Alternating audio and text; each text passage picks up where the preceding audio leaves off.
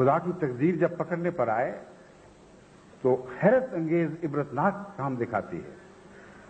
بس ان مولویوں کو میں سمجھاتا ہوں کہ اب بدزبانی سے باز آ جائیں، کیونکہ میں نے بھی اب اپنے شیروں کو چھٹی دے دی ہے کہ بے شک تم لوگوں پر بد دعا کریں. کل تک میں ان کو اجازت نہیں دی تھی، تم بڑے فخر میں بیٹھے ہوئے تھے کہ ہمیں کچھ نہیں ہوگا.